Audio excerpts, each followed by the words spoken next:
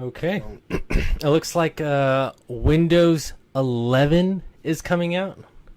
Tell us a little yes, bit so more our about current that. topic, Microsoft is announced Windows 11 last week. I believe it was on Thursday, Friday, and it took some shots at Apple specifically.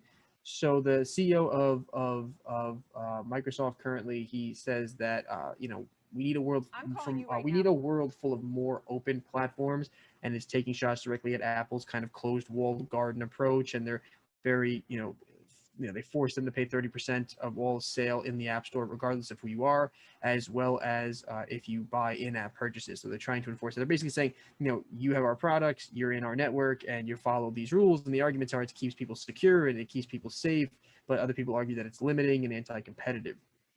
But for the new Windows OS, it's the first one to come out after 6 years, and Microsoft hit a market cap of $2 trillion for the first time as a result after its day's reveal. And some of the interesting features that I think would be interesting is that they have a new app store that collaborates with Amazon. And on top of that, the new Windows 11 will be able to run Android apps on your PC from the Amazon store. So you'll actually be able to run them on your local PC, which is pretty cool. And they also are using a lot more of the Teams, the Microsoft Teams software, which is really designed for collaborative working. Became very popular over the coronavirus. It went from 20 million daily active users to 145, which is something that seems like it makes sense, but it makes sense why they would double down on this and put more features into their new operating system to kind of support that. They have a universal mute button. I think is pretty cool. And Microsoft, this is the shot that's at Apple, right? Microsoft says it won't require developers to use its payment system.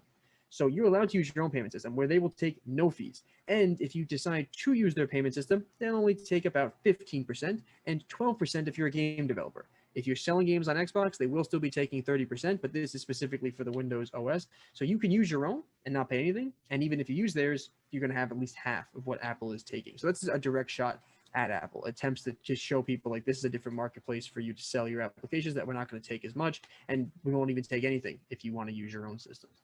So much different from Apple, where it's like no matter what you use, you'll be paying us 30%, even if your app has in-app purchases. To like for Epic Games and Fortnite, if they buy something there, we get 30% of in-app purchases as well.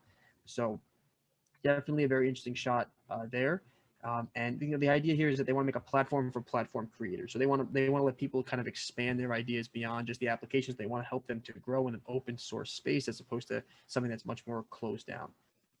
And the other thing is that this is kind of reigniting a fight between Microsoft and Apple. We used to see those commercials. I'm a PC, I'm a Mac kind of thing. I don't know if anybody remembers that from back in the day.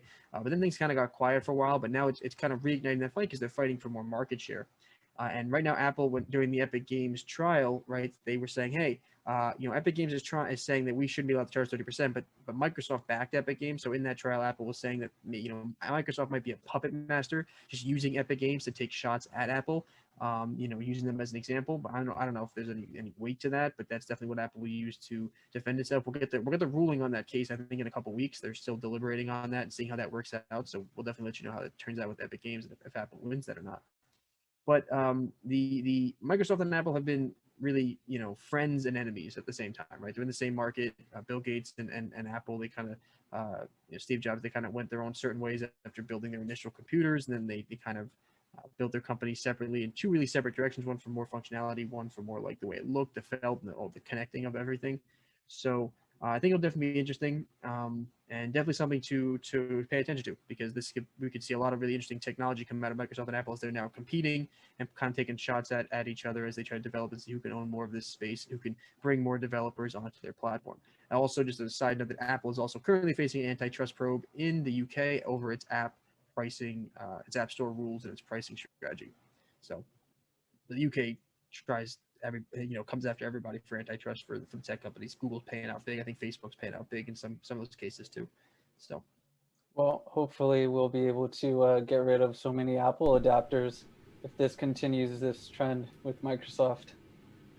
right, what do you mean? Like the dongles? Well, just domino effect. Just what they're trying to do, developers right now.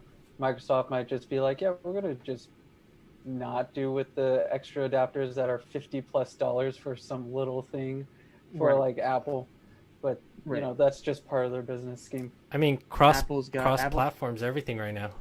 Like if you're Right, not, but I think yeah. the thing is, like device compatibility. Like Apple's the kind of company that says we'll take off the headphone jack and then we'll sell you wireless headphones separately.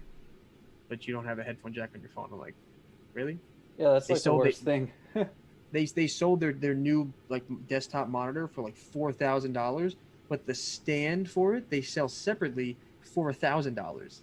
So it's like you want to actually have your monitor on your desk, you're gonna pay $1,000 for the specially made stand. And I'm like, really? Sure. That's yeah, really what you're gonna a do? bunch of people just have it leaned up against their wall. Why not? At that point, I was like, yeah, well, this looks like crap. Well, I'm not paying $1,000 for a metal stand that should come with the computer. I don't. Everybody else does it, so I have no love for Apple though. So I got no love for Apple. Its pricing, its style, its compatibility. No love. No love here. Okay.